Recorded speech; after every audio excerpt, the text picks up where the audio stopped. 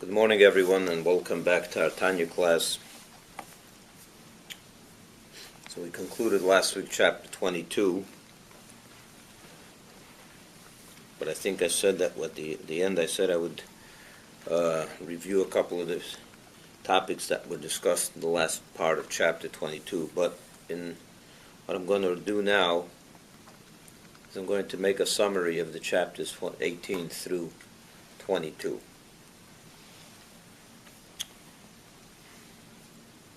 The purpose of the subject that the Alter Rebbe is discussing in chapter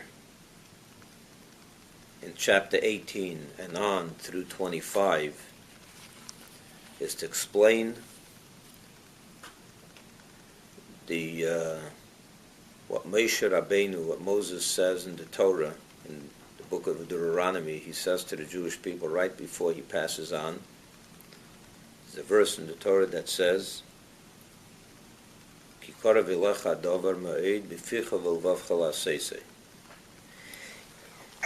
Sorry. Bless you. That Moshe is saying that the matter of Torah and mitzvahs is near to every single Jew, meaning accessible, available, easy. I don't know if easy is the right word, but it's very near to you to do it in your heart, to feel it, to relate to Judaism, to godliness, to holiness, to Torah mitzvahs, to the ways of a Jew, to the living the way that a Jew is supposed to live. And he says it's very near to you. In your mouth, in your heart, to do it. In other words, to learn Torah with your mouth, to daven, do everything you do with your mouth, even to feel it in your heart, and of course to do it. And Alter Rebbe asked, seemingly this goes against our experience. Ask any person who lives in this world and ask him if it's easy to fulfill Torah and mitzvahs, and he will most probably tell you it's a very hard thing to do. In fact, most people end up doing a sin once in a while or more than once in a while, and neglecting to do Torah mitzvahs. It's not very easy to be a Jew. There's a saying in Yiddish, "As schwer zu sein a Yid," right? It's difficult to be a Jew. So why is Moshe Rabbeinu saying something that seems to go against the obvious, which is that it's not easy to be a Jew. It's not so close and near to us. So the Alter Rebbe gives two answers to this question. The first answer he gave from chapter 1 through chapter 17. That was the long way. And we won't go into it here now. The second answer he gave, well, I'll mention it briefly. He said that it's possible to create within a Jew, if a Jew puts himself to it, to contemplate on the greatness of God and to develop a relationship with God, he will start understanding and therefore loving Hashem, and then he will be able to fulfill the mitzvahs. It'll be very near to him indeed. All you have to do is apply your mind to it. If you put your head to it, meaning you try to understand and contemplate the greatness of God for real, and you develop through that a love for Hashem, because when you think about the greatness of Hashem, you realize how great and good He is. So that will automatically create within your heart an attraction to this goodness. Naturally, once that happens, Torah mitzvahs is a given. Once you love it, you relate to it, it becomes part of you. However, that's the long way, and the reason is because it's not easy to develop that kind of understanding of God, and which will produce an attraction and love for Hashem. So he therefore, in chapter 18, he begins to say there's another method, which he reveals to us in chapters 18 through 25, that indeed it is very near to us. And he says, because the truth is that for any Jew, you don't have to create a love in your heart for Hashem. It's there already. It's there already. All you have to do is uncover it. And what he calls in chapter 18, the Ave Mesuteres, the hidden love that is within every single Jew. by virtue of the fact that he has a neshama, that he inherited, if for lack of a better word, from Avram, Yitzchak, and Yaakov. We got it. The source of it is Abraham, Isaac, and Jacob, who merited, because of their unbelievable devotion to Hashem, they merited to bequeath to every single one of their descendants for all time a neshama, a godly soul, which became the very identity of the Jew. That is the identity of the Jew. It becomes the very essence of who we are, and therefore it's one with Hashem, and therefore it's you. You don't even have to. You don't have to create anything. You're gonna love. You're gonna love your very identity is to be one with Hashem. So how hard is it to? So now it's just a matter of recreating it. Not recreating, but simply to uncover it. To uncover it. The first 18 chapters, the Alter Rebbe said, you have to develop a love, create a love through Bina, through trying to contemplate and understanding God. In chapter 18, the Alter Rebbe says, really, the love for Hashem that is inherent in every Jew is there from his Chochmah. In other words, it's there already. We spoke about this at great length, what Chochmah Shebenefesh is, that spark, that essence of the neshama that comes. That basically, we have it within us, all we have to do is access it. And then he went on to say that because we have this inherent love for Hashem, because we have a neshama, it is so powerful. This neshama is so powerful within the Jew that if a Jew was ever tested and put to the, cornered, tested in a real matter of faith, as has happened many times through our history, Jews were given the ultimate choice, either deny God and convert to other religions or whatever, deny yourself, deny God, or we kill you, literally. And Jews were ready to give up their life, never to deny God, even as an outward motion, so to say, just to bow to the idol, even though you don't believe in it. Just an external expression. Even that Jews were not ready to do. Because the very fact that they realized that, when it comes to doing another sin, for example, not keeping kosher, or not keeping Shabbos, or saying, or gossiping about another Jew, or whatever are the other mitzvahs or sins, not putting on tefillin, not lighting Shabbos candles, those are the mitzvahs that we somehow have mistakenly convinced ourselves. Our Yetzer Hara does it for us. He convinces us. Our evil inclination convinces us that it's not so terrible. Those sins are not going to sever your relationship with God. You're still a good Jew. But when it comes to denial of Hashem, the very essence, the very denial of God, in other words, you're asked to deny your very Jewishness. You are now something else, and you're going to deny God, you're going to become an idol worshiper, or whatever it is, that a Jew is incapable of doing. Because what happens then is, you can't fool yourself at that. At that point you realize this is a severing of my relationship, and that a Jew is not capable of doing. Why is he not capable of doing? Because it's his very essence. It's his very identity. You can't cut ties with your very identity. Your identity is the nefesh elikis, your godly soul, which, because of that neshama, you have a hidden love. It's just that hidden love is hidden most of the times. But when you press it to that level, when you wake up that essence, and when does that essence come out awake? When you challenge its very essence. When you challenge the very faith of a Jew.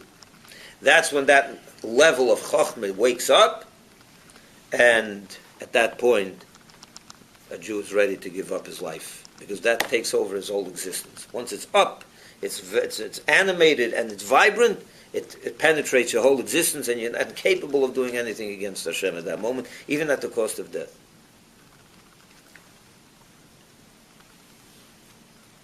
That was chapter 18 and 19.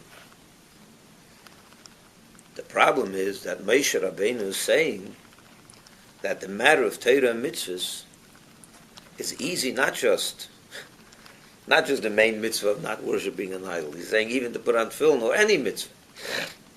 Right? In other words, just because a Jew is ready to give up his life, because not to worship idols, in other words, that is impossible for a Jew to do. But we see Jews are capable of violating other sins. Apparently, it's not that hidden love is not enough to keep us in line. So how easy is it to awaken that hidden love when on a regular day, when you're not challenged to that degree? It's not so easy. So Alter Rebbe goes into a whole new topic, chapter 20, 21, and 22. 20 and 21, he says as follows, very briefly, I'll just recap. He begins to discuss the first two mitzvahs of the Torah. The first mitzvah is, I am good, to believe in Hashem, and the second mitzvah of the Ten Commandments is not to worship an idol, not to deny the oneness of Hashem. So the Alter Rebbe goes into a whole long discussion about what do these mitzvahs really mean. When you say, it's incumbent upon us to believe in Hashem and not to deny His existence. Those are the first two of the Ten Commandments. We say in our prayers every day, Shema Yisrael, right? Hear, O Israel, the Lord is our God, the Lord is one. What does it mean that the Lord is one? Most people would say it means that there's no two gods. That's the simple meaning of those words. However, according to the Hasidic, more deeper interpretation of those words, Hashem Echad, God is one, means not only that there's no two gods, it means that God is the only existence. There is no other existence other than God. And Alter Rebbe goes on to explain at length, in two full chapters, why, explaining quite rationally and where our minds can grasp and understand this, how it is that the truth, from Hashem's point of view, there is really nothing else other than Him. And he goes into a whole explanation about letters, words, speech, because the whole world was created through speech, right? And the speech, in its origin, even in the human speech, he gives the example of human speech, those words that are spoken, when you trace them back to their source and origin, they come first from thought, then they come from even deeper. In other words, first they're in, you say when a person speaks a sentence. So that one sentence or one word compared to the power of speech is zero, is null, is insignificant. Compare it further back to the power of thought, it's even less significant. You compare it back to its origin where those thoughts came from, which is the very soul itself, the emotions and the intellect of the soul. Over there the letters are altogether not even in the form of letters yet. They're still as one with the source, which is the emotion that brought about that thought and which brought about that conversation, the spoken word. So when you think of it, a letter spoken, a word spoken, is really null when you really trace it back all the way to its source. Compared to the emotion and the intellect from where that spoken word comes from, the spoken word is zero. It doesn't exist, because in the letters as they are in their origin are absorbed and one with the origin. But a different example for this is, and I spoke about this, was the light of the sun, the ray of the sun. Everything that comes from something, if something comes from the sun, it must be in the sun first. So the ray must be in the sun first. That's a rule in life. If something comes from me, if I create something or bring something about, it has to be first in me. I can't reveal something or bring something into existence if it's not first in me. So the rays of the sun are first in the sun, but when they're in the sun, when that ray, as it's in the ball of the sun, is a ray, it's not a ray, it's completely absorbed and completely null in the sun. It's nullified within, it's sun, it's not ray. Over there it's sun. In the same way, the letters of speech, when they're in their source, which is their emotions and the intellect, from where they come, how does a spoken word come about? First you understand something. Let's take an example. You're talking to someone about the importance of equality. Let's take, for example, the importance of equality between human beings. We're all equal. Okay, let's take that for an example. Before you talk that out to someone, before you have the conversation with someone, you speak it to someone, you first have to think about it. You think what you're going to say to that person.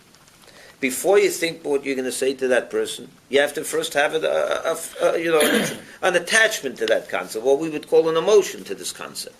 Where did you get that emotion to this concept? From your intellect. You understand, you perceive that equality is an important value. You understand the value, you understand the truth of it. Or any other topic, whatever. So first you understood it. Once you understood it, you became passionate about it. You developed a passionate emotion to it. This is an important thing I'm ready to fight for. When you're ready to fight for it, you start thinking about how do we go about it? How do I accomplish bringing the value of equality to other people? So you start thinking, how do I promote this idea? Then you start promoting it. You start talking to your friends about it, and you become involved.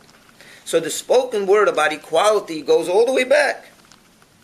So that spoken word, these words, let's say all people are equal, those 5 words, or 4 words, all people are equal. Where did that come from? Those 4 words came from your thought. You thought it first. You felt it first, and you perceived it even earlier. When in that perception, those 4 words are words, in your intellect, when you're perceiving, you're understanding it, it's not even words yet. Like I always said, you don't understand something in English. You don't feel something in English or Hebrew. There's letters and language is not there yet. So the letters as they are in their first origin are completely absorbed and null, and they're one with the origin, which is pure intellect, pure emotion. There's no letters there. It's totally nullified as a letter. It's not there. It's there, but not as a letter, as an independent letter or word. It's part of the emotion, part of the intellect. It's absorbed. Like the light is in the sun. When we talk about God's speech, or God's creative power, He created the world. How did He create the world? With words. He said, let there be light. He said, let there be this, that. Those words, now, within Hashem's reality, it never leaves us. It never becomes a spoken word, because what is the definition of speech? There's 2 categories to speech, 2 things that define speech. One is separation, that leaves you. It's a spoken word, it left your mouth. And the second thing is revelation. It reveals what's in you. What you're talking to someone else, you're revealing to someone else what's in your mind, what's in your heart, and so on, right? These 2 elements. See, first he says that by Hashem, the concept of separation doesn't exist, because in Hashem there is no separation. He's everywhere. So it can never leave Him. We're not everywhere. I'm here and you're there. So my words can now leave me and reach you. But if I was everywhere, if everything, then it can never leave me. So it's like the letters within the existence of the speaker, all the way in its origin. If it's there, they're not letters. It's totally null and void, right? It's not an independent existence. So it turns out that from Hashem's perspective, this whole spoken world, this whole world that He spoke, which is His speech, is not an existence other than Him. It's still absorbed. It's all part of It's all part of His reality. Not as an independent reality, but absorbed like a ray that's still part of the sun. It's not an independent ray at all. It's not even a ray, period. So at the end of the day, what's the conclusion of all this? That Hashem is the only existence. That's really the truth. The reason we see ourselves as independent existence is why? Because what he explained in chapter 22, the concept of tzimtzum, or 21 already, and then more than 22. God contracted Himself. He withheld His infinite light. The creative force, this what we call speech, His creative power was diluted. His energy was diluted so that we can come into existence and feel ourselves as independent existence. But it's only from our point of view. He concealed his infinite creative power only from us, only from the created beings. Let me give you an example, and I gave this example. When a teacher who is way beyond the student's ability, he's way beyond in terms of intellectual prowess and so on. The students are not at his level at all. And he has to come in and teach a lesson on some topic that is really, he's a really high level intellect. But the students are never going to be able to understand what he's going to say because it's too lofty for them. The concepts are just way beyond them. What does he have to do? He has to contract that he has to kind of dilute that, his seichel, his intellectual concept, and make it more palatable or more available or more at the level of the students. How does he do that? He has to, within his own mind, he has to first think, how am I diluting this? How am I contracting the depth of this wisdom so it doesn't go over the head? In many cases, they use parables. You use a parable because it's too lofty a concept to understand. You use a parable. What is the parable? The parable is a dressing. It conceals the depth of the, and you dress up, you conceal the deep idea in something that is more at the level of the students that they can understand and grasp. So when the student hears the parable, to him the parable is used to conceal the concept, right? But to the teacher who's using that parable, does the parable conceal anything? No. Of course not. So this tzimtzum, this contraction, right? In the case of the student, of the teacher and student, he's contracting his deep wisdom so that the students can then absorb it internally. It doesn't go over there. It's not too lofty for them. How does he do it? Through parables, through things. Sometimes you need more than one parable. I said, can Solomon use 3,000 parables to communicate one idea? A parable for a parable for a parable all the way down. He was so on the level beyond. But for King Solomon or for any teacher using one or two or three parables, do the parables, which is the tzimtzum, that's the contraction. Is it contracting and concealing anything from the speaker, from the student, from the teacher? Of course not. The same thing was only from the student that's receiving this energy, this intellectual idea. He's getting a diluted form of intellectual idea, right? The same thing is with the creative power, Hashem. He contracted his infinite light, diluted, lowered, less and less and less and less, till creations can begin to feel as if they are independent existence. But that's only from the creation's point of view. From Hashem's point of view, these contractions don't contract anything. It's like the parable. The teacher is not being fooled by the parable at all. In the parable, he sees the whole depth of this concept. It doesn't. So the same thing with Hashem. The contraction is only from the point of view of creations, not creator. And that's why it's still, even though he contracted himself, and even though he did all this thing, he brought creation into being, from his real point of view, it's all absorbed within his reality. It never really separates from him. It's all him, and there's nothing else. There really is no independent existence. It doesn't mean that this is all an illusion. He created the world, and for us it's a real existence, but it's not a true existence. Meaning, it's a truth. I'm going to be careful with my words over here. From our point of view, we see independence. We feel independent. But it's not really independent. The truth of God as one and only is still true. Because from his point of view, which is the true point of view, it's all within his existence, like the letters before they exited the speaker, even earlier in the origin, which over there is not even letters at all, in the emotions and the intellect. And that's how the world is from Hashem's point of view. It's all within his reality. It's like the ray of the sun, which is in the sun. Over there, it's not independent at all. It's not. You can't even detect a ray as it is before. It's there, but it's not detectable as a ray. It's all absorbed in the reality of Hashem. It's only God exists. You understand, yeah? He added another point. Nevertheless, even though we're saying that from Hashem's point of view, the concept of speech only has one element, not the other, the concept of revelation but not separation, right? It never separates from God. He does reveal. He revealed to creation, so that's why it's called speech, because the speech reveals to others. In this case, God revealed of himself to a created reality that became something independent, that at least in its own feeling. So he revealed something, but it didn't separate from him. He goes on in 22 that really you can even apply that second definition of speech to Hashem's speech as well, the concept of separation. Where do you see separation in Hashem's speech? You remember? Where do you see that it's separated? So the Alter Rebbe spoke about klipa, and sitra achra. That there are, because of these tzimtzumim, because of these contractions, what could happen is, not only do we feel independent, we feel like we exist, but we feel separate. We can sometimes even feel separate. How so? When something is a person that sins, a person that does something against God's will.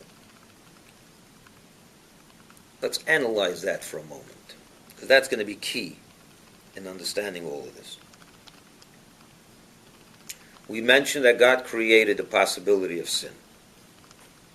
He created a realm called Sitra Achra, the other side, meaning the unholy, the ungodly. Why did he create this? So there should be a balance between good and evil in the world. So there's good, there's evil, and we can choose. If there was only good, only holiness, godliness, then we would not really have a choice. So we would be like robotic in a way. It would be automatic. But God didn't want that. He wanted us to be able to choose. So he created an evil reality. Imagine. Like I gave you the example last week of a person that opens up a business, but he wants to have competition so that you can really choose his product. We would never do that. You know, we don't need you to choose. We just want you to buy it, right? But Hashem wanted, we didn't just we buy his product, buy mitzvahs. He wanted us to choose mitzvahs. You understand the distinction? Mm-hmm. Choose mitzvahs means that there has to be his competition. He had to create a competition. An evil, a reality called Sitra Achra.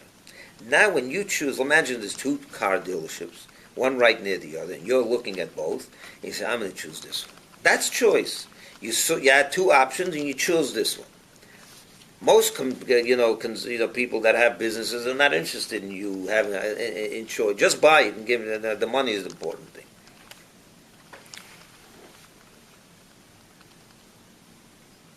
But God wanted us to choose his product, to choose him.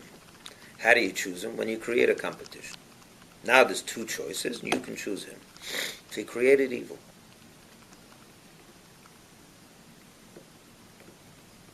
I was once told that if you have competition, makes you do your thing better. Absolutely. Absolutely. There's no question about it. Competition, you make. It's not only for the seller to do a better product. God's product is perfect. Torah mitzvahs is perfect. The choice was only for us. That we should earn our relationship with him. If we didn't have a choice, the only thing available to us was godliness. So then it's like an angel. Angels don't have choice. They're one with God. They have no other. So they're angels and finished. They don't get reward for their actions. It's not. I don't want to say there's nothing to it, but it's not what God wanted. God wanted a choice. He wanted us to have freedom to choose him. We can talk about why he needed this a different time, but that's what he wanted. He wanted us to choose him, and therefore he had to create a competition. But what's important to understand, and I gave this example last week also, when he created the world. So I gave the example of a business. Created this whole world and everything in it. Person sets out to start a business. What's the purpose of the business? To gain a profit. In order to gain a profit, you have to have a functioning business. You have to have desks. You have to have offices. You have to have phones. You have to have fax machines. You name it. You got to have it all. Paper, pens, staples. You need everything. Secretaries, personnel. You need a whole business. If you ask the person who's creating the business, do you want that secretary there? Absolutely. Do you want the pen and paper? Sure. Do you want the fax? Of course, he wants it all. Is that the purpose? To have a secretary and a paper and pen and fax machines and desks? Of course not. The bottom line, purpose, what's the inner will here? And he explains this in chapter 22. In every enterprise there's an inner will and an external will. Inner will and external will. Or as he calls it, face-to-face or back-to-back. But first, let's go, before we go face-to-face, back-to-back, let's talk about inner will and outer will. When God created this world, what is the profit at the end of the day? What did he want out of this business? Let's call it a business. What was the profit? What's the dollar at the end of the day for him? For humans to choose him, to choose good. Yeah. To do good. When a yid or any person does a mitzvah, a good deed, that's the dollar at the end of the week. That's the paycheck. In order for people to do mitzvahs, so you have to create a whole world. How do you do a mitzvah? You do a mitzvah by putting on film, let's say, or by giving charity. So he has to create money. He has to create a business for you to make money so you can give charity. He has to create leather in order for you to make film so you can put it on.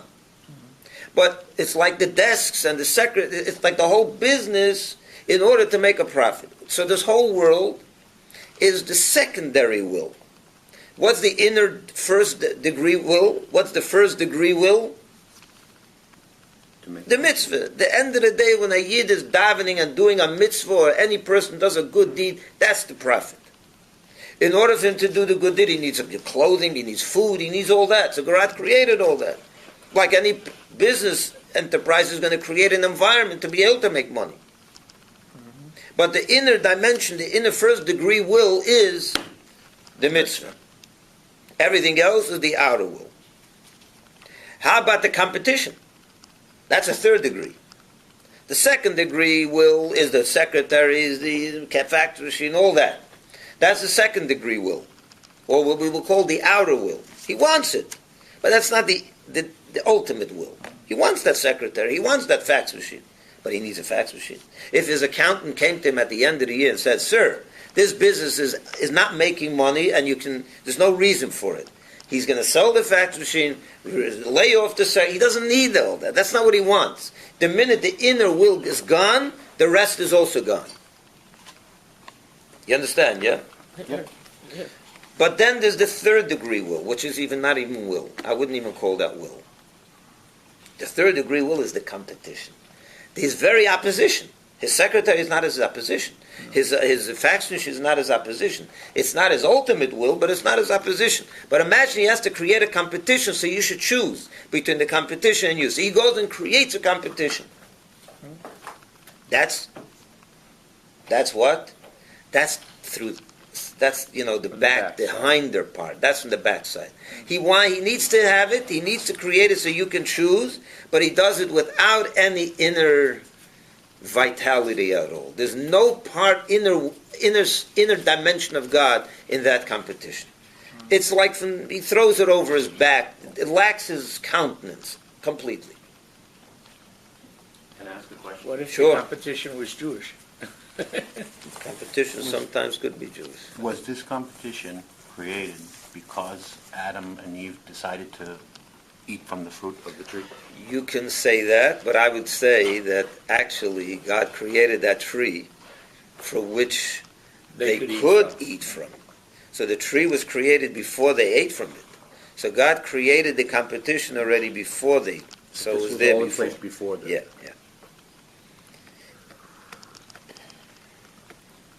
It's only that had they not eaten from it, that night, Friday night, would be Shabbos, Mashiach would come, and the competition would be gone. The world would reach its perfect state in a matter of hours. Because they ate from it, so we're going through a 6,000-year period of transformation and all what we've gotten to know. So he creates the competition. Does he have to give life to that competition? If he wants it in existence, he needs to continuously give it life, give it existence. Only God is the provider of all existence. The provider is the source of life for all existence, even for the competition, for the unholy side. So he has to continue to give them. But how does he give it to them? Not from his inner There's no inner self in that vitality. It comes like behind the back. I gave you the example of a child that makes you a picture for Father's Day where it's valueless, but it's valuable to you because in that picture is a part of your child. Whereas if you give someone that you hate, who cheated you, the law, the business deal, the fine lines, the fine print, you didn't read it well and you're stuck for another $10,000 and you really didn't think you should give that $10,000, but you give it because you're a man of your word, you have no choice, but you throw it from over your shoulder. Take it, I don't even want to look at you while I give it to you. He got $10,000, but he got nothing, no part of you. That's called from behind the back. That's how the competition, the unholy realm, receives its life force from God. Through the back. Behind the scenes, so to say. They nurture from God, but from behind from the backside, where it lacks his inner vitality. But it goes one step further. This is important to understand. At the end of the day, the unholy realm is called in the Torah Elikim Acherim, other gods. Right? Why are they called other gods?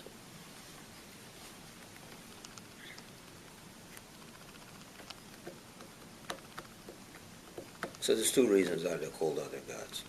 I'll give you the first reason I just said. Because Acherim, what does Acherim mean? When we read it in English, the words Elikim Acherim in the Shema, it means other gods. But the word Acherim doesn't only mean other, it also means back. From the same Hebrew word of Achirayim. How do you say someone's backside? Is Achirayim. So Acherim is the same thing as Achirayim. They are entities, realities that receive their vitality from the backside of Hashem. That's why they're called other gods. Back gods. Back realities. Realities that receive from the back. Got it? But then the Alter Rebbe says, before I go further, the second reason they're called Elikim Acherim, other gods. So an entity that receives its life force from behind the sea, from behind God, from the backside of God. It lacks the inner dimension of God. Do they deny this existence of God? Is it actually an idol? This other realm that we call a Sitra Achra, is it a denier of God's existence? Not all of it denied. They recognize the God that created them. They don't deny God's existence. So why are we calling them other gods? So he says, because what happens is they recognize that they're getting their life force from God. They know their source. But they also feel themselves to be gods. And they're independent. We're independent. We have our own say. We're also gods. God is the God of all gods. They recognize God as the chief God, but we're also gods. That's the other realm. They don't deny God necessarily outright.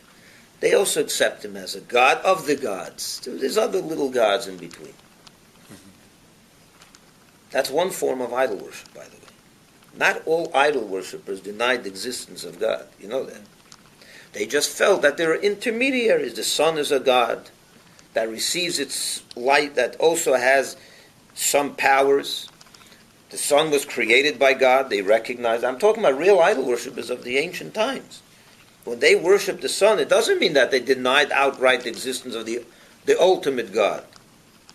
But they felt the sun, even stones and other things have powers. Why? How did they make such a mistake? Well, it's very simple.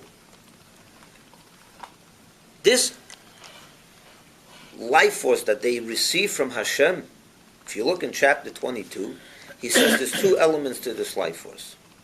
There's two things that happen to this life force. There's two things that happen to this life force. One is, he says, it reaches the unholy realm to give it life force, but it comes in, it remains in an encompassing type of life force. It doesn't go into them internally, it remains like it hovers above them. So they can nurture from it, but it doesn't, it encompasses them.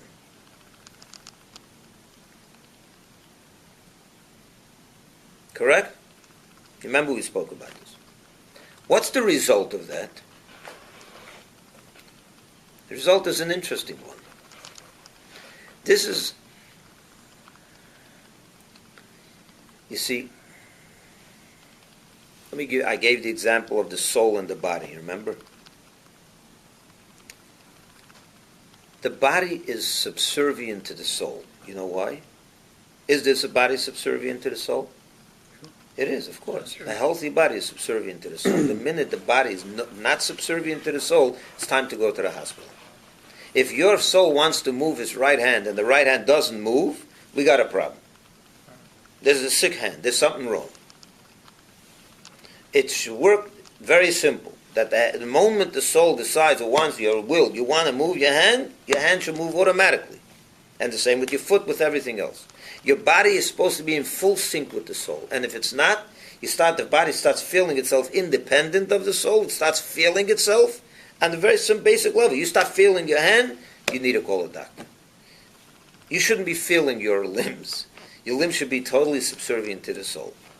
The minute you feel your hand, it means it has pain, it's time for a pill or something. Something's wrong. Why?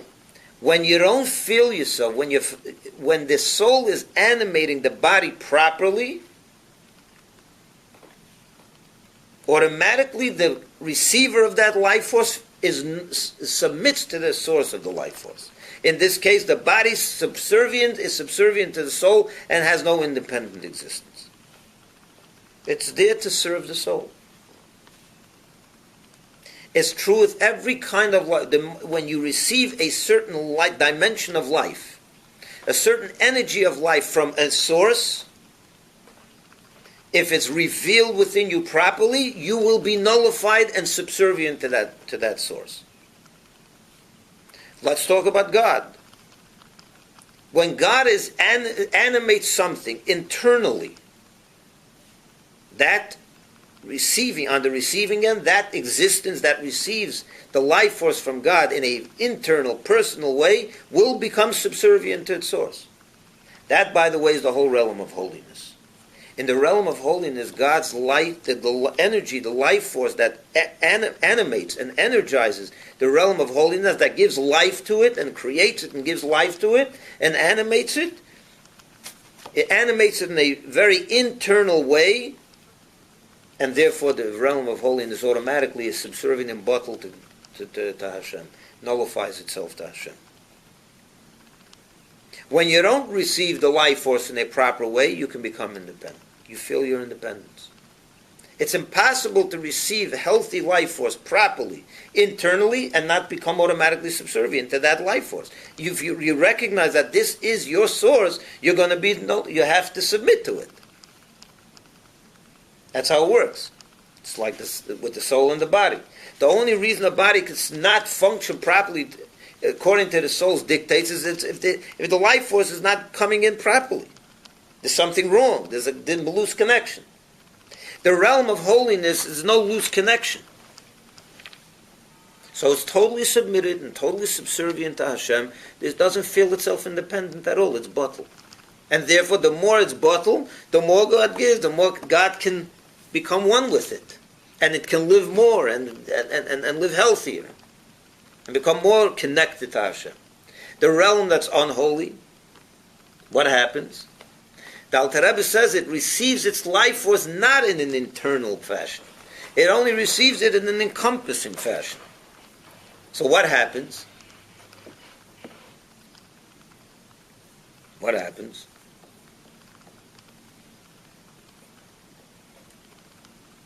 It doesn't have to, in other words, since it doesn't go inside of it, animate it in an internal way, it doesn't have to submit. When does something have to automatically submit to a source of life? When it's a proper, good fit connection. But if it doesn't go in, it just hovers above, I could remain myself, independent, and I can recognize that I'm receiving something from something else. In other words, if it's not internalized, I don't have to deny its existence. I recognize your existence, but I can remain independent.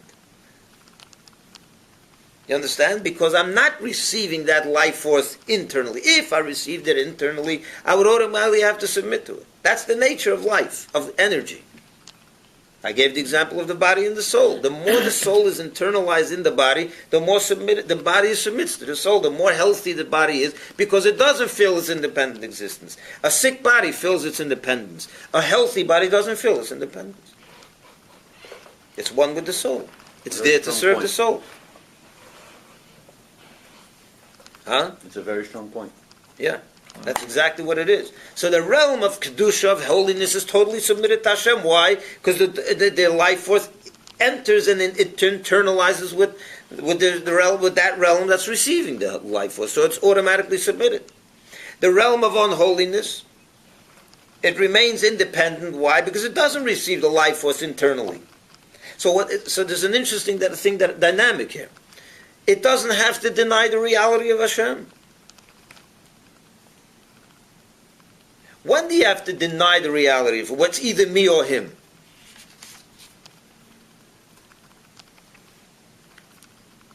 You don't. In this case, it doesn't have to, because the life force is not in contradiction to my ego.